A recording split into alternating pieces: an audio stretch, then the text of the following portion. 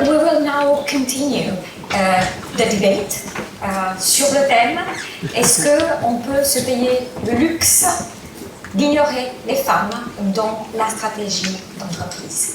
Et je vous demande d'accueillir les membres de notre panel avec lesquels on va débattre de ce sujet. Please welcome.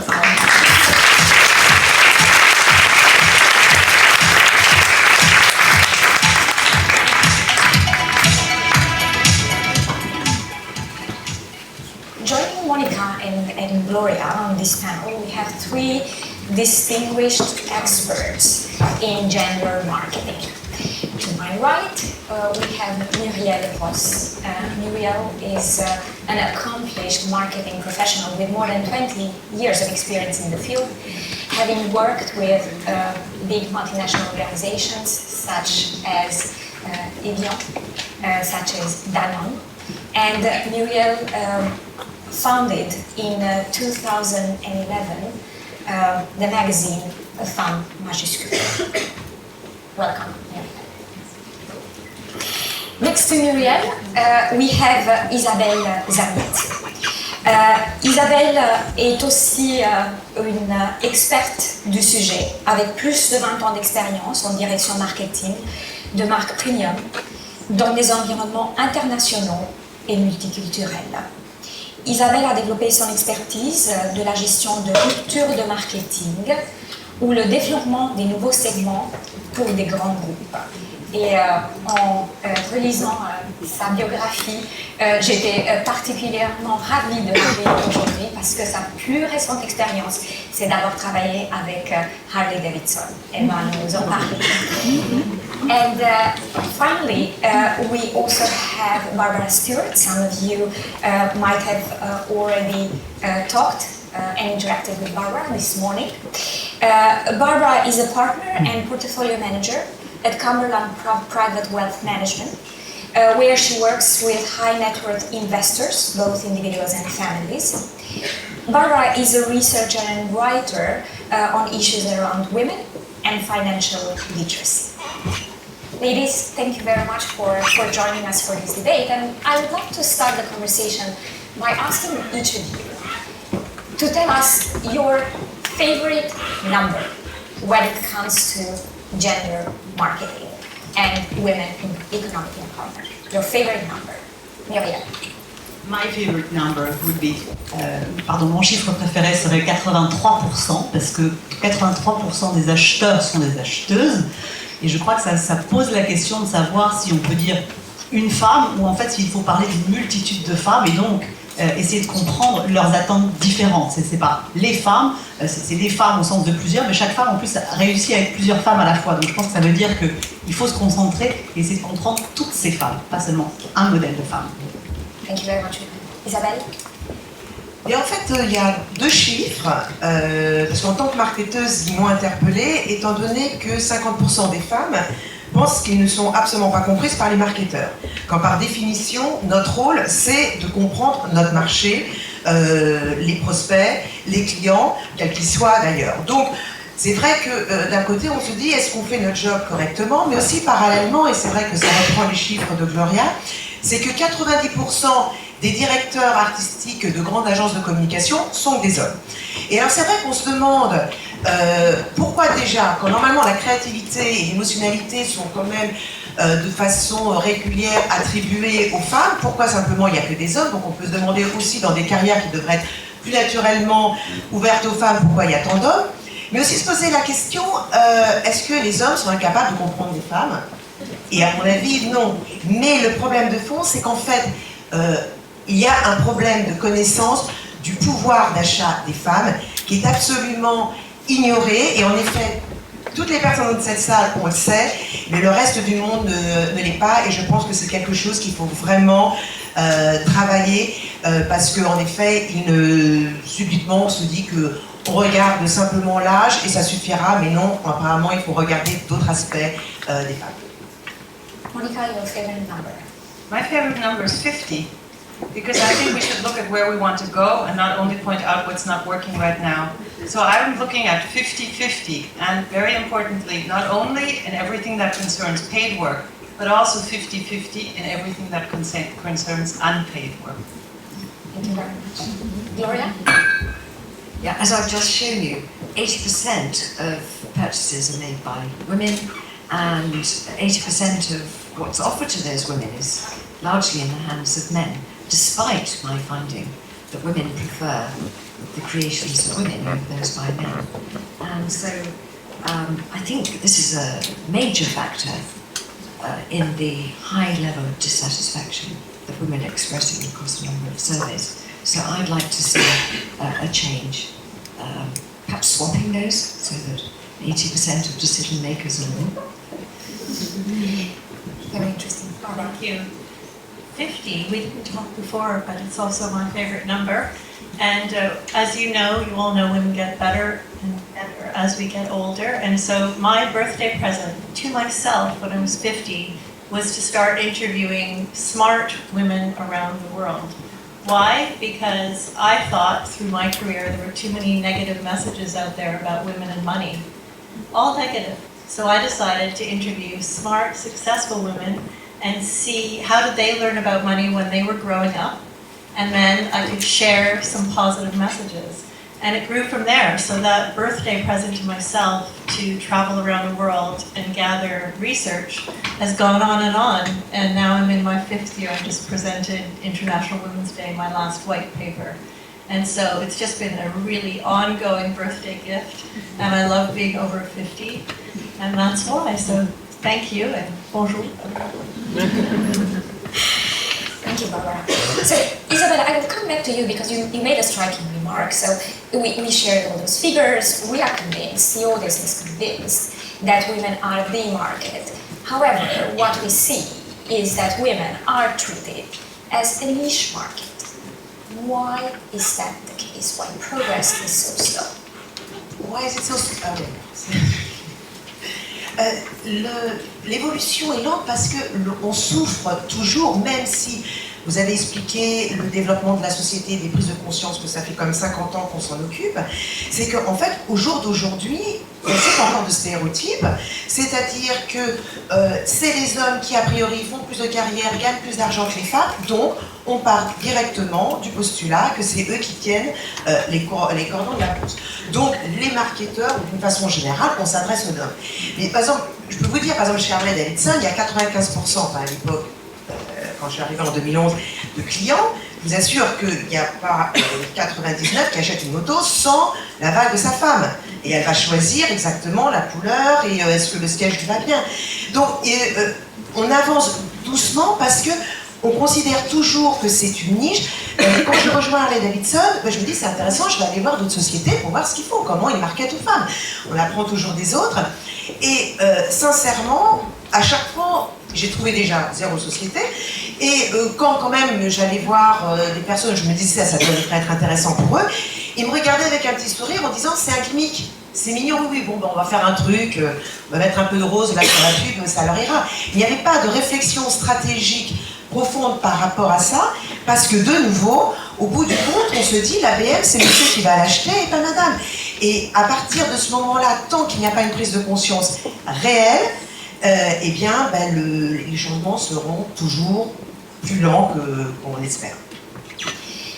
Is it necessary when it comes to awareness also to think of what you mentioned, Gloria, that we think of women as being a homogeneous group, but there is a lot of diversity amongst women themselves, and there is a lot of diversity amongst men themselves. So could you share with us more about this diversity amongst women themselves?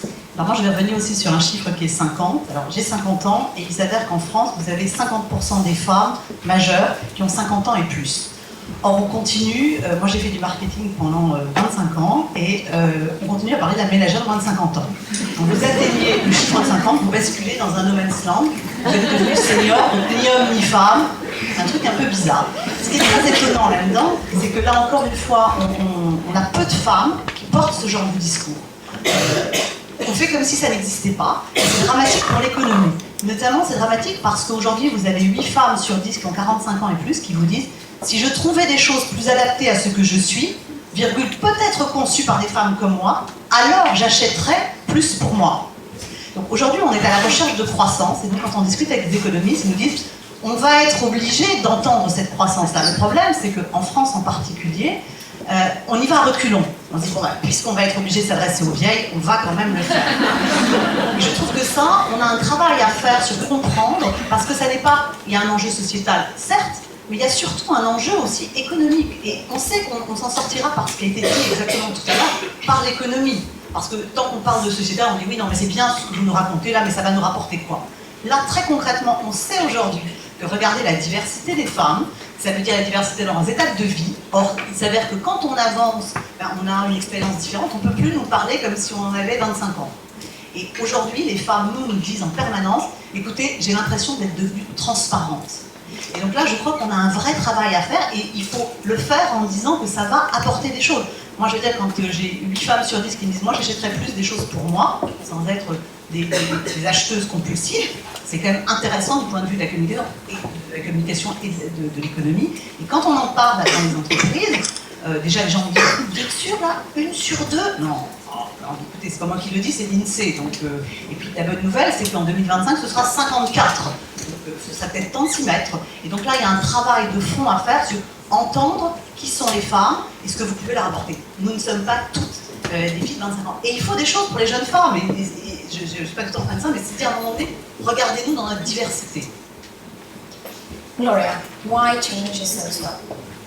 Why change is so slow? I've been asking that question to myself for many, many years. And I think that the elephant in the room, the thing that we need to discuss more than perhaps we are currently, is unconscious bias. And you saw some of that creeping into the results, I think, that I showed you earlier, with each gender having a strong pull to the designs created by their own gender. But of course, unconscious bias is manifested in many other areas too, and it's manifested in something called the homogeneity principle, which is a flash phrase for simply saying that people recruit other people like themselves. We feel comfortable with people like ourselves. That doesn't mean it's good for business, as we all know. Muriele talked about the importance of diversity. And good HR practice, and I have many years background in industry in HR, shows a way forward, a way out of unconscious bias and the homogeneity principle. And it's quite a simple way out. What we need to do is specify in recruitment and appraisal and promotion criteria very clearly the characteristics that we're looking for.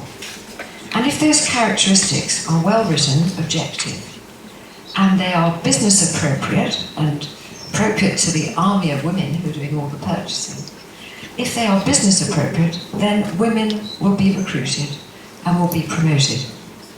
So I think there is a simple way out, and something maybe we can follow up in discussions afterwards. Monika, from your perspective, looking at a more macroeconomic level, why change business? I think it's a number of factors. What we see is that when it's many different policies that work together. There's not a single thing that needs to be changed. It's a combination, a mix of family-friendly policies that governments have to provide, because you can see that in Nordic countries the situation is much less difficult and they have seamless support. In France it's very good for very young children, but what about the holidays? What about the out-of-school hours cures? What about the Wednesdays? So these things are already an obstacle. So that leads to the situation of part-time work. And as long as we still have only, or in many countries it's predominantly women who do the part-time work part, and it's women, we saw those purchasing. I mean, I was struck by Gloria's numbers. What, 8% of men only make holiday decisions? I mean, that tells you that means not only are we working, cooking, cleaning, caring, but we're spending our nights on the internet trying to find the best hotels. And I mean, what are the guys doing? Sorry about the men in the room. So we do have, and that just illustrates that we have to have a combination of what happens at home and what happens at work and what happens on a government level. And these three things need to be working together. And I think that's, in different countries, we're at different stages of this. But one of the levers, for example, we've seen to be very effective is that more and more countries are using parental leave as an instrument by giving non-transferable leave to fathers. And the moment when you really have to basically, you lose it or you take it. And if you lose it, then it's not good for the family. And you can see that when men start taking larger amounts of leave, the risk for an employer of employing a woman or a man will become the same, for example. Et on sait que c'est pas seulement Harley qui a réussi à le faire, mais qu'il y a aussi quelques bons exemples qui nous viennent de l'Allemagne, ce qui est en effet assez étonnant en soi. Alors, oui, moi je voulais vous raconter un exemple parce que nos amis allemands, on dit toujours c'est très différent, ils ont un sens pragmatique, et notamment dans le domaine de la presse que j'ai beaucoup regardé récemment. Il y a un grand groupe qui s'appelle Gruner-Jahr, dans lequel ils ont un magazine qui s'appelle Birgit.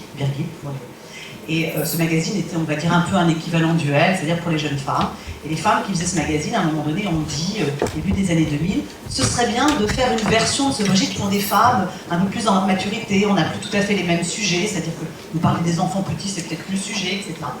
Et donc, à l'interne, chez Gruner-Jahr, on leur a dit, non, attendez, ça ne marche pas, toutes les études ont démontré que ça ne pouvait pas marcher, c'est pas possible, etc.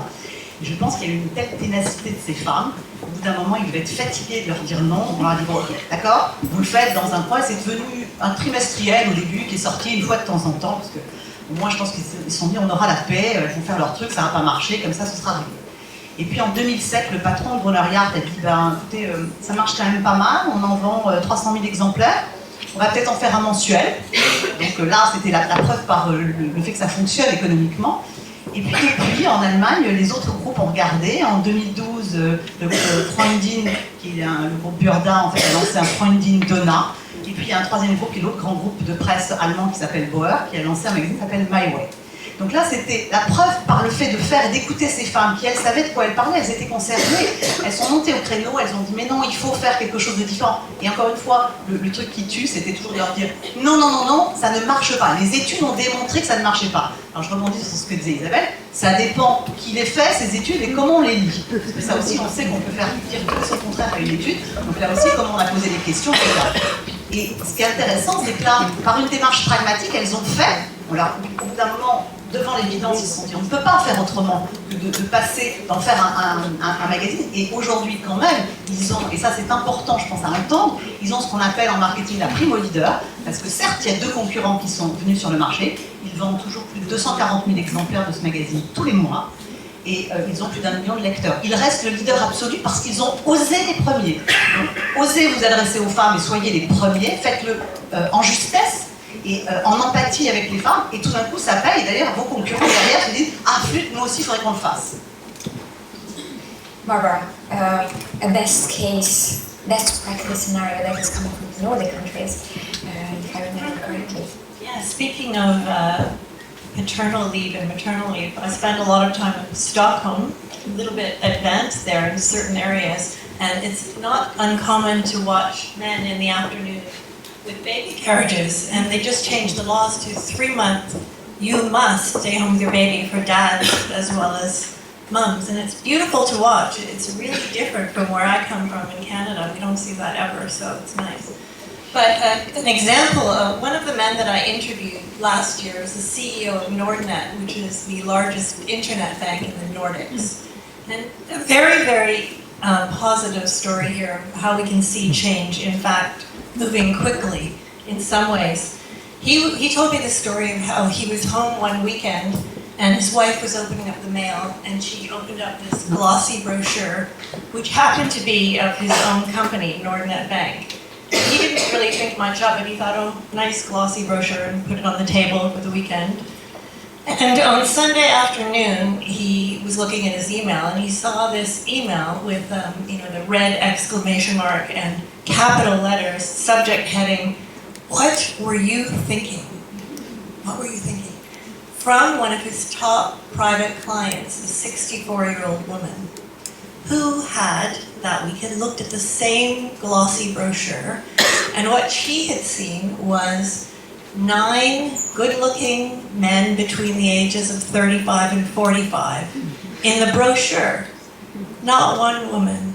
And this is where her quite substantial amount of wealth was invested. And so good for her, she wrote to him. And guess what?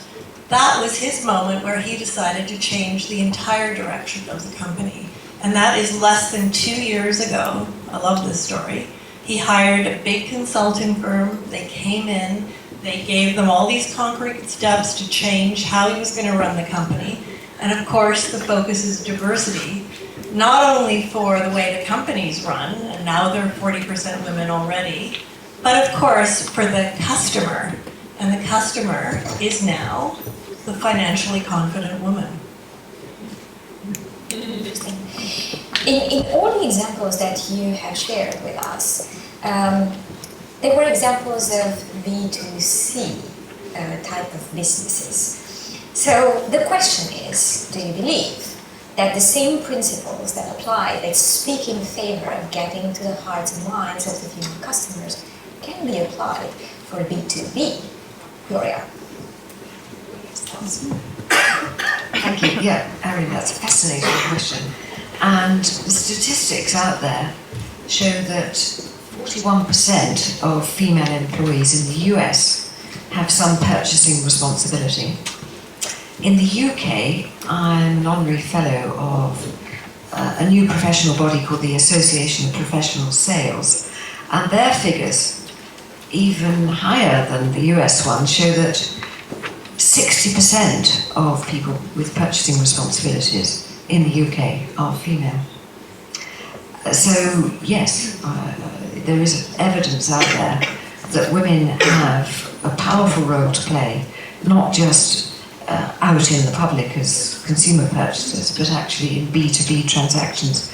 And moreover, if we dip into certain sectors, for example, if you dip into some of the professional sectors, the legal sector, for example, the story that you see unfolding there is one of women leaving the legal sector as solicitors in twice the numbers of men and going into legal departments in industry, often joining as counsel.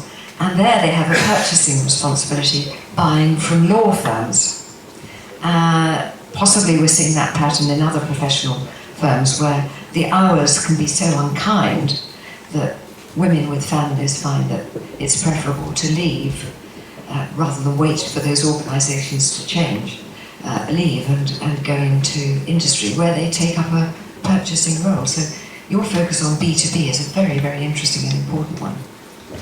So if this focus B2B is an important one, because I think that most of the people in our audiences today are in a position to influence and to make some of the decisions that will take their companies in that direction, I would like to benefit from your expertise in this area and to ask each one of you, if you were to think of some very concrete steps that an organization would take in order to go into this direction of capturing the huge potential of the female economy, what those very concrete steps would be.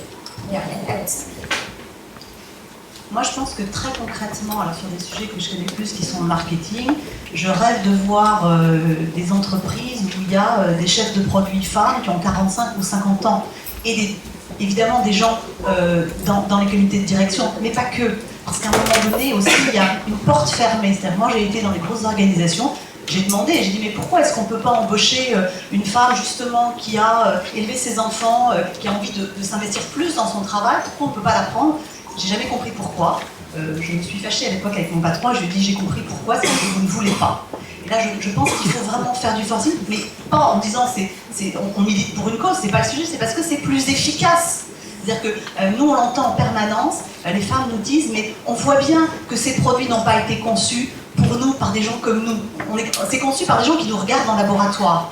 Elles veulent de l'empathie. Donc je pense qu'il faut que les entreprises à l'interne soient aussi le reflet de ce qu'elles veulent faire sur les marchés. Parce que vous ne pouvez pas demander, et moi je l'ai vu, je ne citerai pas l'entreprise, j'ai vu des entreprises dans lesquelles vous avez des jeunes garçons de 22 ou 23 ans qui vont vous expliquer comment ça se passe la ménopause pour une femme. Je vous garantis que c'est assez surprenant. Donc il y a un moment donné aussi, ça n'est pas, on ne représente pas forcément ces ses consommateurs ou ses consommatrices, mais en tout cas, on peut être en affinité, en empathie. Et je pense que ça, c'est un levier d'efficacité pour les entreprises. Alors par contre, le truc difficile, c'est qu'il faut casser une idée reçue que non, ça n'est pas possible. Et vous verrez quand vous leur demandez, expliquez-moi pourquoi, et vous avez des arguments pour répondre, au bout d'un moment, ils vous disent, bon, maintenant arrête avec ça. Voilà. Donc ça veut dire que vous avez touché juste. Donc il faut se battre pour faire changer les organisations de l'interne. Ça me paraît un point fondamental. Alors je dirais, voilà, dans un sens vraiment de stratégie marketing, il y aurait 3 points. Alors forcément, la couleur rose, c'est très joli, hein, je ne le remets pas en cause, mais pink is not a strategy.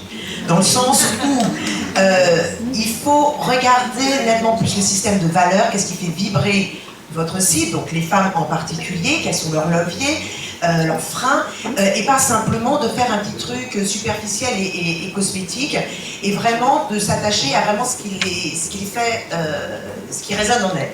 Et ça, c'est vraiment très important.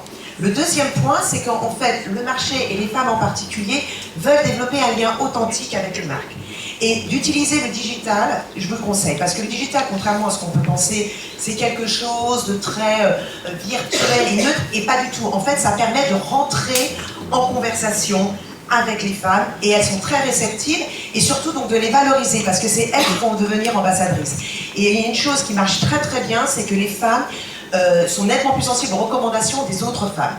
Donc, utilisez le digital autant que vous pouvez, parce qu'après, vous pouvez les transformer, elles deviennent vos ambassadrices, c'est elles qui font passer les messages, et c'est 10 fois plus fort que si c'était la marque en elle-même. Et puis, troisième point, qui est pour moi très important, c'est d'éviter la ghettoisation. C'est pas parce qu'on s'adresse aux femmes, alors maintenant on s'occupe que des femmes, mais on va créer le clan des femmes, et puis le clan des hommes, absolument pas. Utiliser les hommes, les insérer dans la réflexion, dans le soutien de la stratégie, et en fait c'est eux qui peuvent être excessivement moteurs aussi, et en fait on est là pour créer une cohésion et pas simplement des silos, et qu'en effet cette empathie respective en fait permet à chacun d'avancer. Voilà.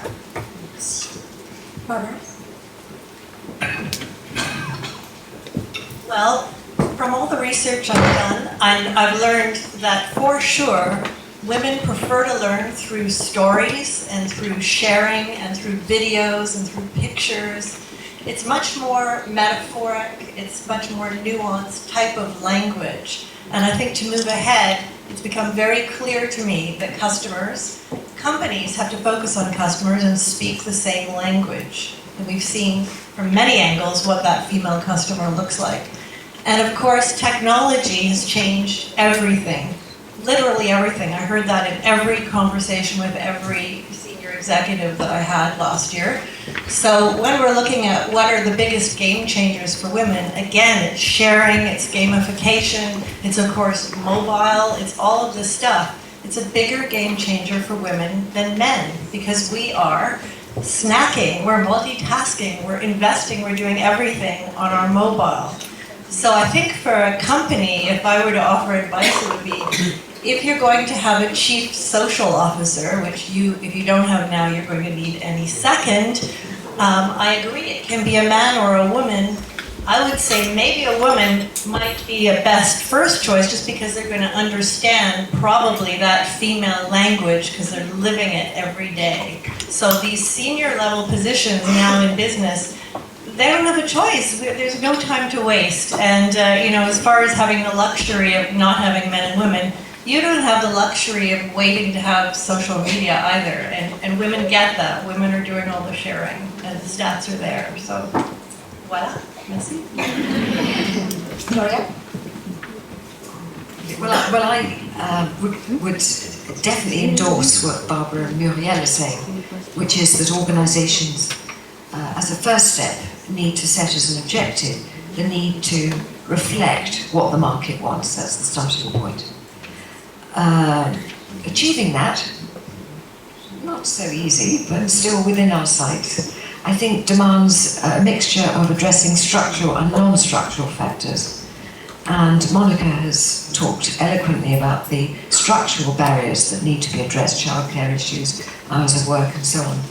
But equally, we need to pay enormous attention to the non-structural barriers in organisations. Unconscious bias, which I referred to a few times, for example. And to do that, no overnight fixes, but a good bit of change management within organisations will pay enormous dividends. So we need to work on organisational cultures. We just need to do a lot of work on organisational cultures. Because as organisations are configured at the moment, as we've seen, they are staffed at senior levels largely by men, and we're asking those people to see the world through the eyes of other people, and that's not so easy to do. So change management will go a long way, I think. So indeed, changing the culture is fundamental to sustainable change. And Monika, as you addressed this before, obviously the cultures of the organizations are interacting with a bigger macroeconomic context, with the culture of the country, with the public policies in the country. Are there any commitments to gender equality in the workplace at the macro level that you have seen and you think that have the potential to help organizations in their efforts in this direction? For us at the OECD, unfortunately, much of the business side is often a black box because we talk to governments a lot, and we were surprised. We brought governments and business around the table together, and it was quite surprising to see how little interaction there usually was. And on my first question to business is always, what do you expect from government? What is it that you want to make your life easier to promote gender equality in your company? And the first answer I always get when I ask that question is, government has to lead by example. And that I find very interesting, because the public sector has a special responsibility to show where it's going. And I'll mention a very thorny issue, which of course I'm sure everybody in the room has an opinion on, and that's quotas. Very, very complicated debate for us in the gender recommendation. There were some countries which wanted to remove the mention of quota in the recommendation. Other countries have it and are perfectly happy with it and would never remove it. So it's something that is like, in these discussions, it's the elephant in the room. So that's another point. And the third point, I think is really interesting. What I've been seeing and working with some of the big multinationals is partnerships. Partnerships with international organizations. That is really, look at things like He for She, Time for Change, very cool campaigns with very big celebrities, targeting men, targeting societies, targeting policymakers. Some of the big multinationals also have done amazing work in terms of integrating gender equality as a value in their global supply chains. And I think those are, if you basically capture the factor of cool in gender equality, it's not this thing anymore where you have to be nice. No, it's cool to do gender equality. And you have the right figureheads and you have the celebs on board. I think that can help a lot. And as Monika mentioned, the topic that some hate, some love, but nobody ignores, the topic of quotas, I think it's now the moment to open the floor to questions. We can take some questions, please. Yes. There's a microphone. Yeah, the microphone. So I wrote it down. So let me read this.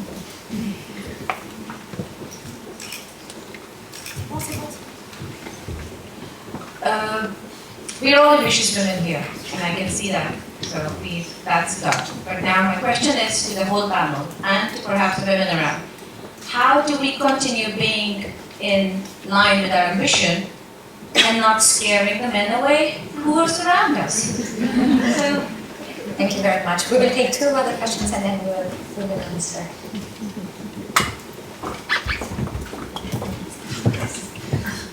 Merci à toutes. En fait, moi, je pensais que une question un peu ouverte est plutôt une suggestion.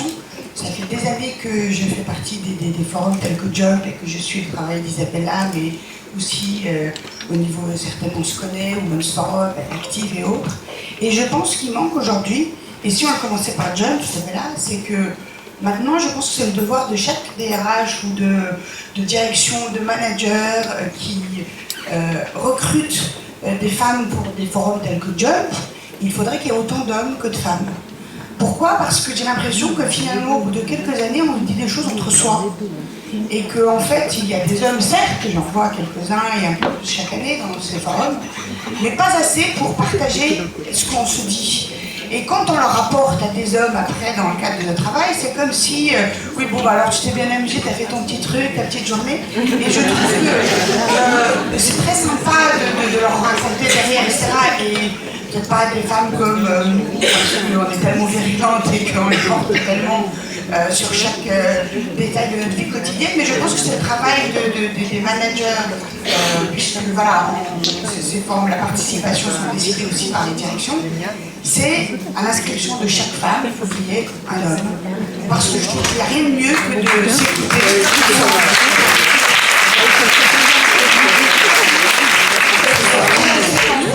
Et de partager. Moi, à chaque fois que je sors de ce forum, je suis riche. Moi, de ces infos, par exemple, là, aujourd'hui, toutes ces infos très techniques qui concernent les hommes, 80% de l'achat sont faits par les femmes, 60% des achats de voitures, c'est les femmes, etc. Mais il faut que les hommes soient là ici pour partager, parce que sinon, on n'avance pas. So Isabelle, I write down that we need to get a quota for the jump for the last question, please.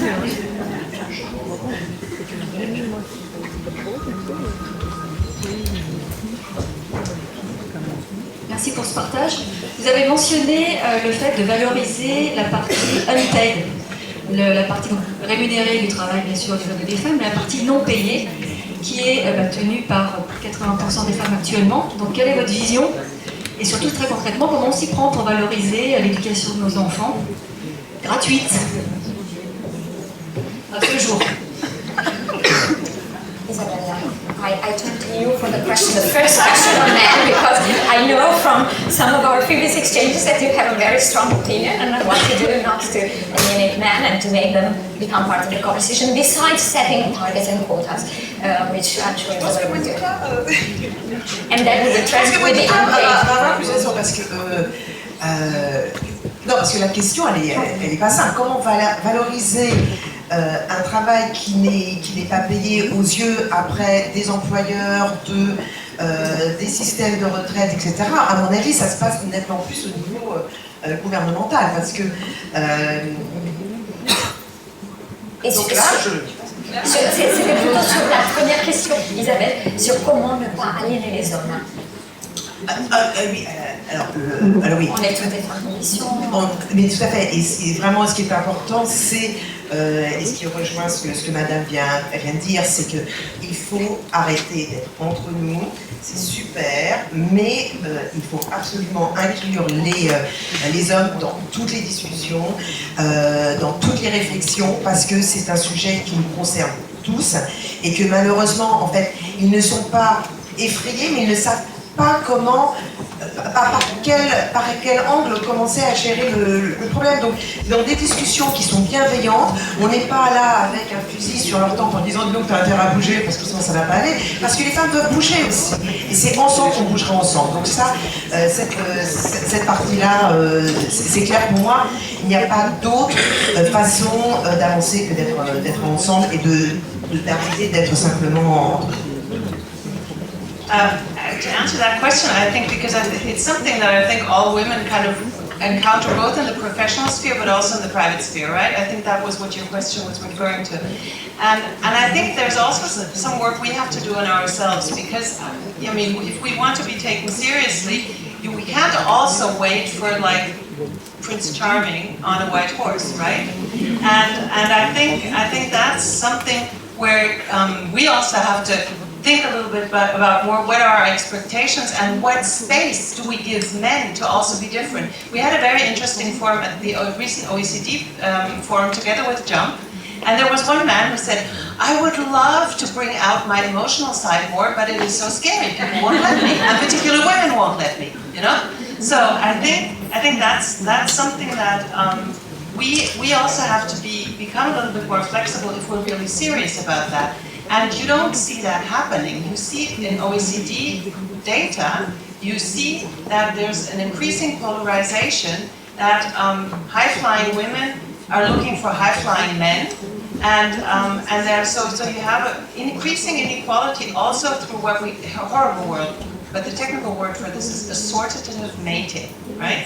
That means that before you had doctors marrying nurses, nurses marrying up, marrying doctors, and now doctors marry doctors, and nurses marry nurses. So I think we have our job to do there as well.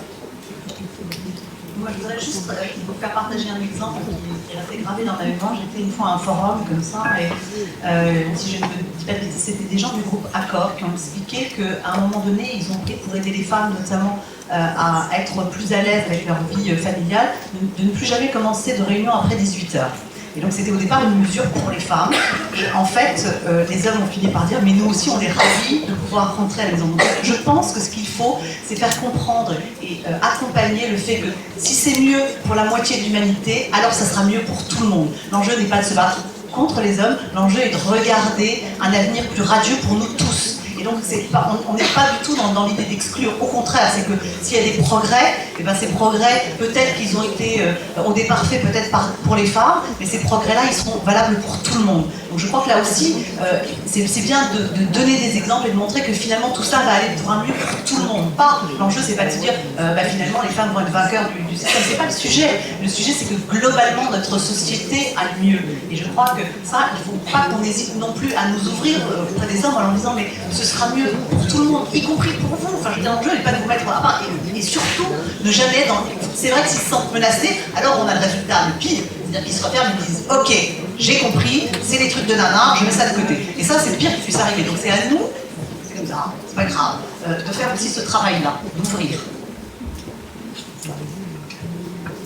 I'd just like to reiterate what Muriele has just said, and I think the most powerful case we can present is the business case for greater inclusion and diversity.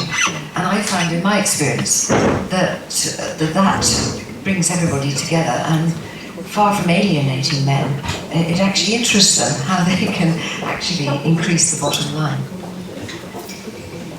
Thank you very much. On behalf of us all, we'd like to thank our panelists for a fantastic conversation on how best to capture the hearts and minds of female consumers without alienating the male ones. Thank you so much. Thank you.